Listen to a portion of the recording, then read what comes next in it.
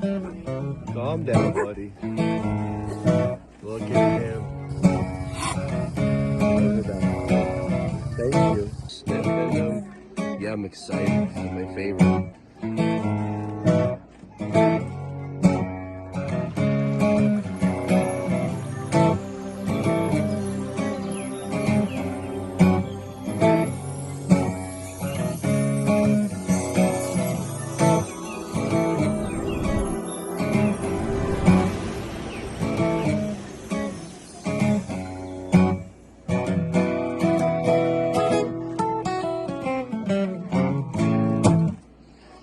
Long story short, there's beaver lodge here. I was told there was beaver here. I scouted it 2 summers ago.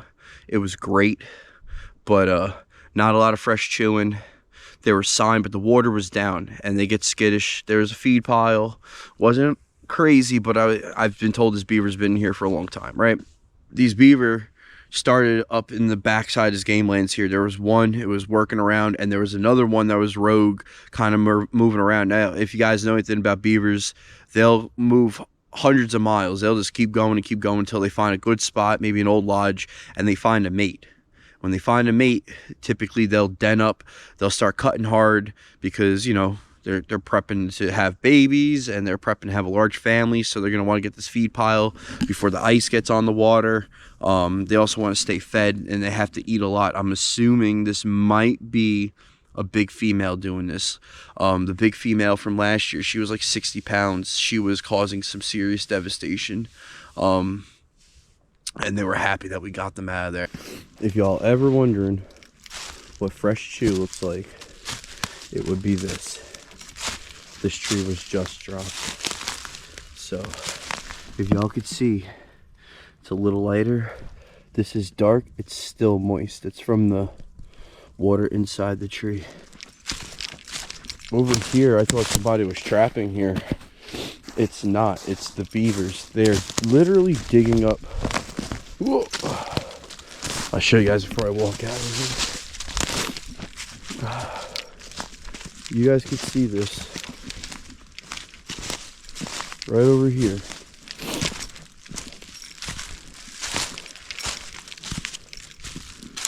This is the beavers digging, and they're digging over there, they're digging up over here, they're eating the roots.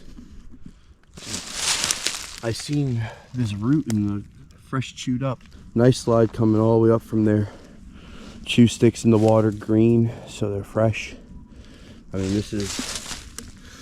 that is as fresh as you want to get it. And on down here, it's still relatively wet and green, so this is nice. This is what we want to see. You can see the trail. The trail runs up there. I'm gonna put a foothold down here on the grounder. I do have one conibear with me. If I could find a little notch in the bank, I might do that too, but so y'all can see here, this is just a heavy used fresh trail. Some chew sticks in the water. There's some chew sticks over there. Look at the set, and I'll show you guys the set after and explain it. But as you can see here, got a foothold on a drown rig with a rotor here, which acts like the suction cup on the bottom. So we should do good. I'm just gonna put a little bit of blocking off over here, just a little bit, but they're gonna come right up on this mud here. Using Dunlap lures here, big pile. I ran out of Beardy Man, and they're both equally as good. You guys can see, got my pan here. I cleared out most of what I could. I slicked this up, a little wetness. I put the lure on a tall stick just above the trap, a little bit offset. Idea is that he smells it, he comes over, he stands up, he's stepping around.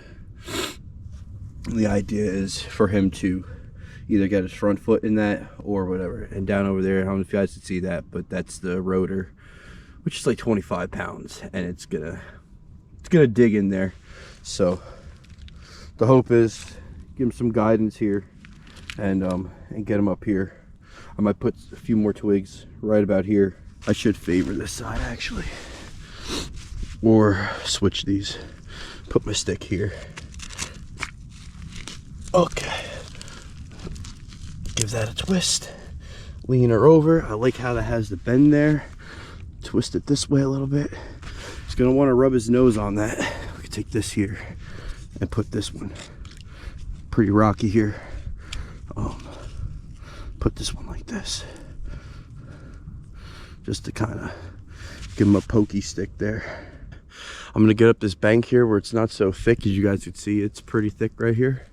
I know about 150 yards, maybe 100 yards down over here is the lodge, and I know there's a bank den over here they're probably using, so I want to see if there's chew sticks on it, because that's where my Connie's gonna be going. What's up, everybody? So I don't know if y'all can see this, but right there we got another floater, small beaver, but hey, beaver's a beaver, right? Let's get her pulled up and checked out here. I'll show you guys. We do have a little bit of ice here, so just want to show you guys how this happens. Got me some big pile right here on the stick. Here's the slide I'm standing on. I put my trap here.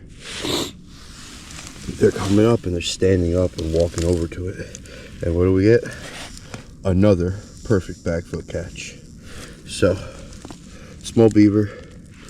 Definitely a last year's kit. A little beaten up too, but not a complete kit. A small.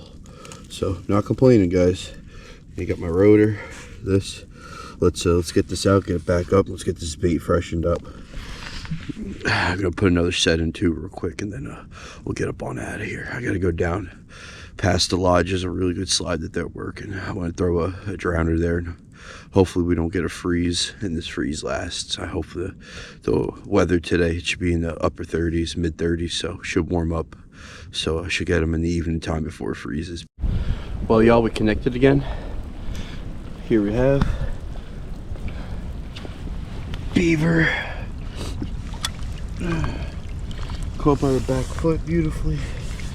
Yet again, another smaller one, but the beaver's a beaver, guys. So let's get this set back up and get out there, and hopefully we get the big one. With this rain and stuff, I'm not gonna re-lure, so tonight's a gamble, but everything's set. So you catch them going blind, or you know, the one where I got this beaver had a decent amount of lure still on it for what it's worth. So I'm gonna re-lure tomorrow. I'll show you guys some sets. I know I haven't been showing you guys. The weather's been brutal. Just kind of want to get through it. It is a long walk, a considerably long walk that most people would say screw it. So and I got to dig through my waders to get the GoPro out. So bear with me. Hopefully you guys are enjoying the content. What's up, y'all? It's TJ. Just got home. Hung the beavers up. We had a double this morning. The one spot hard to get to. I couldn't even make a reset. I got work. I'm late. Not late, but I got a long drive, so I don't want to catch traffic and be late. So touch base with you guys later. Hope y'all have a good day. Don't forget to like, share, subscribe, and keep following along. And hopefully we get some more. Just wanted to show you guys a tutorial on cleaning beav. Here we have a beaver pelt. We did good with beavers. You know, went to some spots blind in the area we trap every year. Promise it was not that good up there, but at the same time, could tell you that we still made it happen. Now, here I have the beaver stretched over this fleshing beam. Let it dry a little bit, just so the meat's kind of tacky and not so slimy. Be using two kinds of knives. We have a caribou knife here, as well as a less sharp type of knife called a pole knife. We'll start with the caribou to just work down. But as I've seen in many videos, and I can show you guys, so these knives are very sharp. You never want to angle in and gouge with the sharp knife.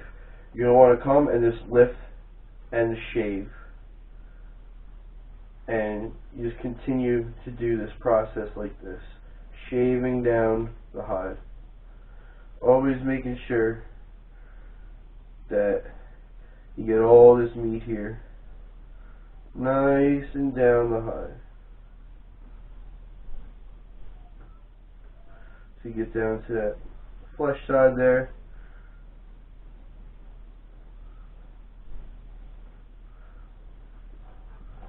Could literally just push.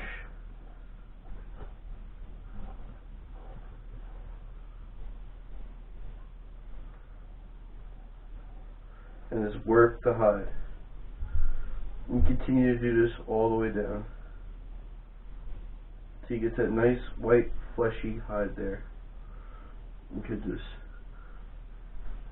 work it right down, just like this. Nice and easy. No need to rush. Let the knife do the work. And never go too close to the edge like this. Kind of just come right off the edge here. Just work it right down. And you'll see you have a nice smooth hide here.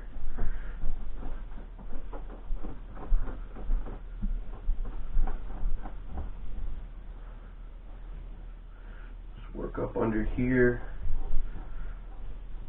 around the ear holes.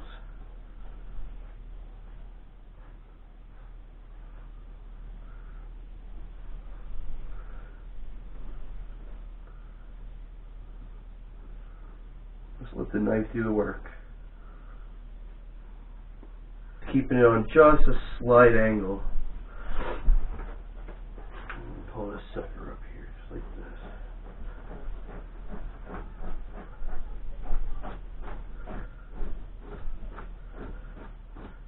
Now if I have to, I will come on a slight angle to start.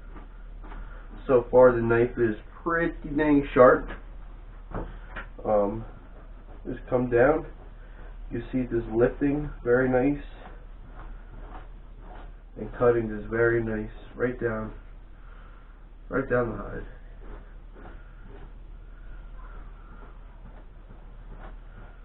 And up over here, it gets a little thin. Right where these fat rolls are, where the hide's rolled and this fat kind of begins. Flip it over to the dull side. You just push right down.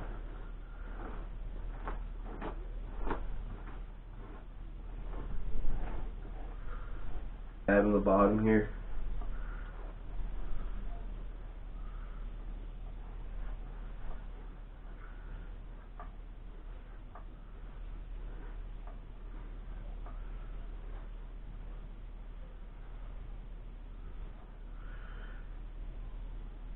This I could cut off, that's part of the vent. I will clean this up, per se, if you want to call it that. Just clean it up on the bottom after I'm done with the entire fleshing process here. And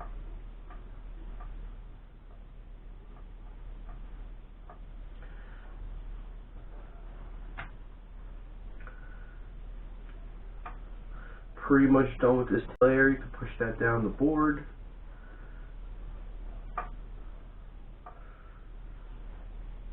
Most of this is just hard fat here. Just kind of cut that right where it's at. This is also part of the vent. Don't need that. The vent is their no-no area. Just kind of work that off the bottom here.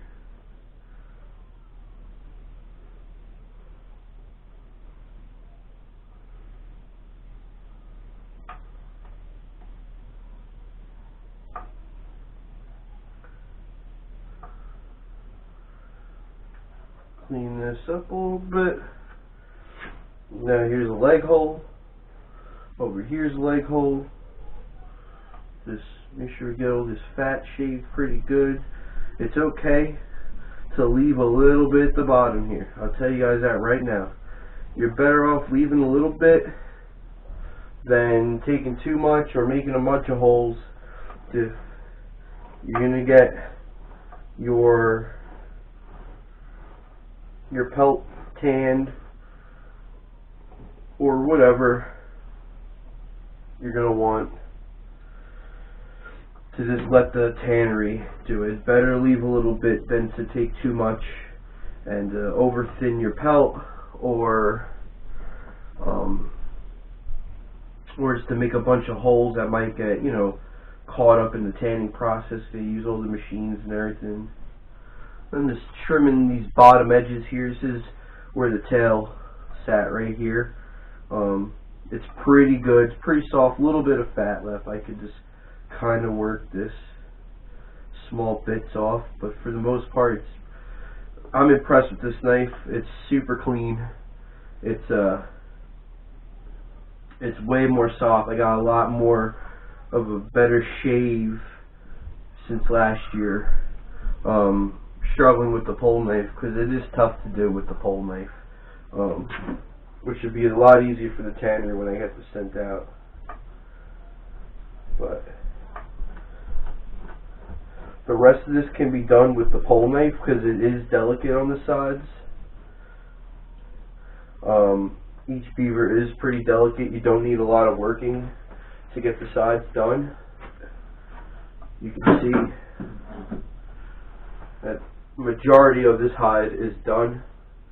The head area, it could be worked, but it's pretty thin. You get the little extra meat off and stuff. Around the whiskers you could leave, let the tannery handle that. But I'm going to take the pole knife now and just work around these armholes. Get these little side skirts here. Kind of did this one and nicked it a little bit, and you can see just a small little nick will go a long way on these. So we try not to nick it at all. I'm just going to turn it on an angle here, drape it over, and I'm just going to work this off the side and then start working it down. And that's about it. Let me finish this up, and I will see you guys on the board. I'll just point this stuff out for you here. I did it just leaning up against where my boards are here, but so this was a small nick. I don't know if it was a scar. I busted it open, whatever it happens. He had another scar down over here, and he had a healing infection up over here. So this beaver definitely seen the ringer, but you can see I like to try to go for a more oval style circle. It looks a little more circular than I like, but I did this hanging up here. I started up here and I kind of worked my way down, but typically I start up by the face, down by the tail here, and I put two, and then I kind of spoke it out. You know, I pull it nice and even, pull it even there, and I get to feel, you could kind of like pull up a little bit here, which is what you want. You want a little bit where you can just kind of pinch it and pull it up like a tight sheet. And as that dries, when you see it starting to dry on the edges and stuff, then you could definitely start taking the nails out and everything, because it'll soon split. I sometimes leave them up too long, you know, you get busy, and sometimes these tighter edges around here, they'll split a little bit. The face is here. Up here, we got like where the lips are. Just take a razor after I make a nice circle and just cut cut like right here. This is where the lips were. But as you see, this little bit of jowl up here, this is the nose. You guys can see this jowling here, like this little fattiness. That'll dry. It's okay. It's not going to affect. You can see with these pelts, it does not affect the quality of the fur when it comes out from the tannery. Try to get most of this around here clean. It's tough. It's thin. You don't want to cut too much. A little bit of meat, it's okay. A little bit of membrane, it's okay. Stuff like this, it's fine. Don't worry about it. Don't be a perfectionist. If there's a fur buyer, if these things were worth more and we were just trudging along, you're getting $50 to $100 a beaver, something like that, and you're trudging along, you're driving all over town, you're taking time off from work because, you'll make the money and you have to put your fur up better. This hole will be sewn. I might zip tie these, but these, you sew these, or put fishing line around them, you cinch them tight. And down here, I have a nail here. You take this back side and you push it down, and you take this underside here. So the idea is when you flip this pelt over, when it's dry, when a fur buyer runs his comb through it, runs his hand through it, he doesn't catch this and pull it. They don't like that. They just like these little, these are things that I learned over the last few years just with beaver stuff. But this is going to go to the tannery. Hopefully this hole will be okay. I might try to even like throw some thread in that just to kind of keep it tight, to prevent stuff. But they do sew it up at the tannery. Our errors, they're professionals. They know how to handle that stuff. Nope, not this one. I'll show you guys real quick. So this happened at the tannery. This was not this wasn't from me. Sometimes it doesn't always happen. This one was from me down here, but this is the leg hole. But yeah, right here you can see they sewed up, and you just put a little bit of glue on that, and you'll never know. I mean, you look at the pelt here, you would never ever know that any of these holes are there or whatever. Plus when somebody goes to, if you send this to get a hat made out of it, this is garment quality, professionally done. As you can see, all that fat up there does not affect the face at all. Soft, supple, perfect leather. As you guys can see here, this is this perfect soft suede. It's cloth basically, and it's a beautiful pelt. I mean, I could hoop this. No one would ever know. You know what I'm saying? Nobody would ever know. Thanks for watching. Thanks for tuning in with us. We're all under God, or whomever you believe in, but we choose to believe in the God, and He does great things for us, whether we see it or not. So, this is a TJ, Big Sexy Trappin', at Big Sexy Outdoors, signing out.